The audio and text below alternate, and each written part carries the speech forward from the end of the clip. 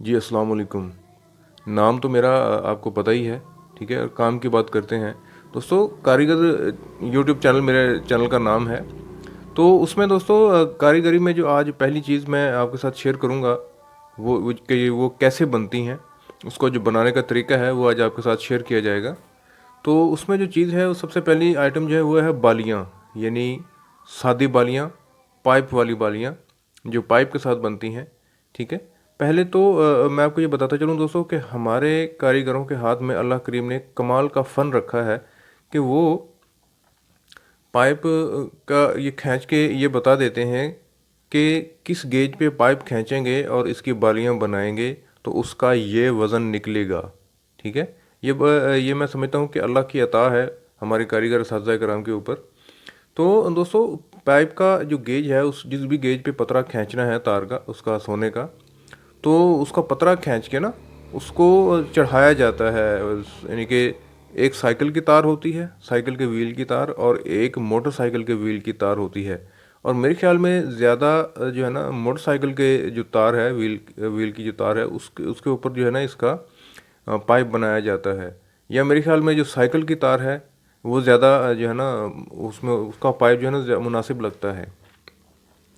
तो उस पाइप के ऊपर जब उसको लपेटा जाता है ना दोस्तों, लपेटा ऐसे नहीं जैसे हम आपको कैसे बताऊं कि सीधी तार के ऊपर उसको लंबे तरीके से लंबे बल उसको लपेटना है, ठीक है। जैसे हम कोट पहनते हैं, उसको ऐसे नहीं लपेटते, सीधा पहनते हैं, ठीक है।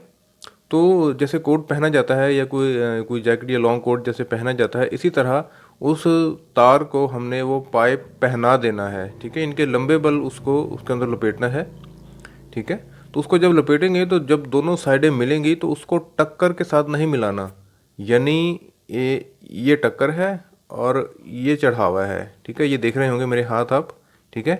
उन पाइप का जोड़ ऐसे नहीं मिलाना, ठीक है। अगर दोस्तों ऐसे मिलाएंगे और उसके ऊपर जो है ना टांका अगर चलेगा तो वो बह जाएगा, पाइप की साइडों पे बह जाएगा।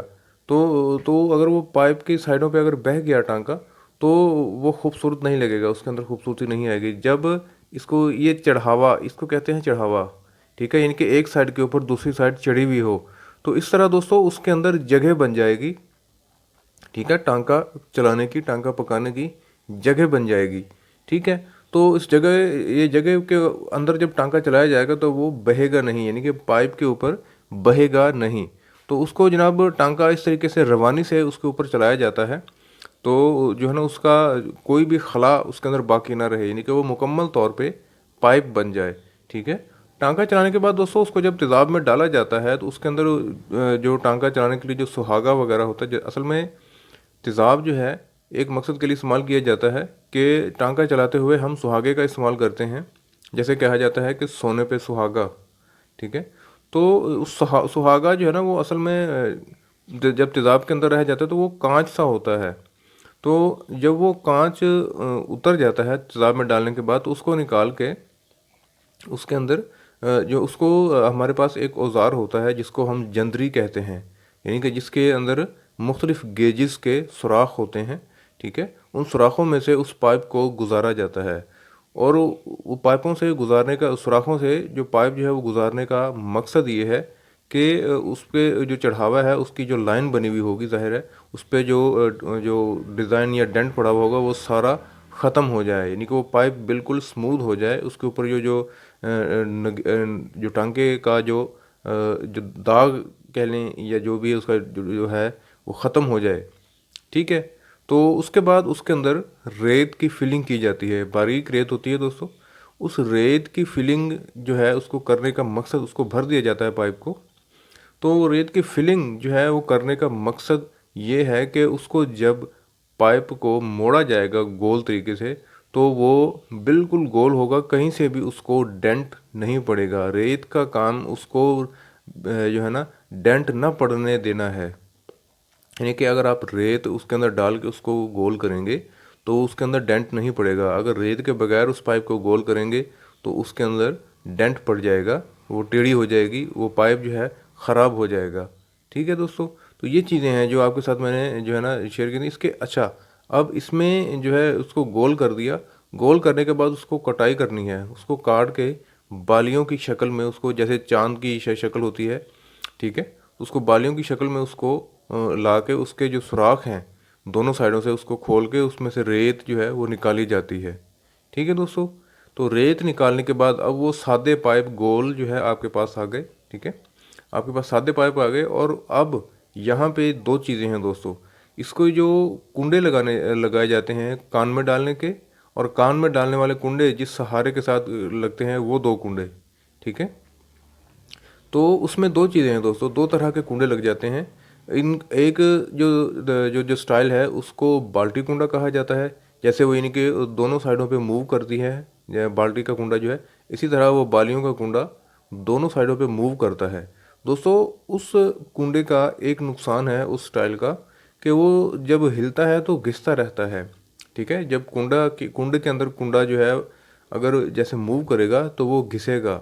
ठीक है, तो वो जल्दी जो है बालियां गिरने का या कुंडा घिसने का डर होता है। ठीक है, तो अगर हम दूसरा जो स्टाइल है उसको कहते हैं झंड कुंडा।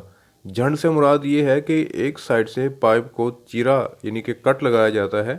ठीक है, उस कट के अंदर जो है उसको डाल के, बल्कि जो असातिज़ा इकराम है मेरे, वो इस चीज़ को समझते होंगे कि एक कट लगा के उसको जो उसके अंदर वो जो कुंडा है उसको पतरा बना के उस चीरे के अंदर डाल के उसको फिर सुराख लगाया जाता है बरमे से।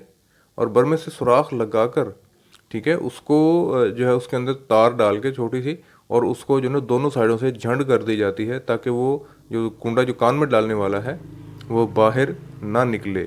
ठीक है, तो इस तरह दोस्तों वो इस लेफ़्ट राइट मूव नहीं करेगा, वो जो कुंडा जो है वो स्टिल जो है ना वहीं पे रहेगा। इससे वो जो बालियां हैं, ठीक है, वो जो है मूव नहीं करेंगी। उसका जो कुंडा कान में डालने वाला है वो मूव नहीं करेगा, वो वैसे ही खड़ा रहेगा। यानी कि वो एक किस्म का ऐसे समझे कि लॉक लग जाएगा एक बार, तो वो जो बाल्टी कुंडा है उससे ज़्यादा उसकी लाइफ होती है उस कुंडे की, वो नहीं घिसते। तो दोस्तों ये जो सादा बाली है ये तो सादा है। अगर आप इसमें अगर कोई डिज़ाइन डालना चाहें, ठीक है, तो इस चीज़ को दोस्तों अगली वीडियो में मैं शेयर करूँगा। ठीक है दोस्तों, तो मेरी वीडियो को लाइक और शेयर कीजिएगा। अगर कोई बात समझ आई हो तो ठीक है, अगर नहीं तो कमेंट्स में मुझसे ज़रूर पूछिएगा, तो और मैं उसकी वीडियो बना के आपको उसका जो है जवाब दूंगा। ठीक है दोस्तों, मेरी वीडियो को लाइक और शेयर कीजिए, अपने दोस्तों को और अपने फैमिली और रिश्तेदारों के सर्कल में इसको शेयर कीजिएगा। अस्सलाम वालेकुम रहमतुल्लाह।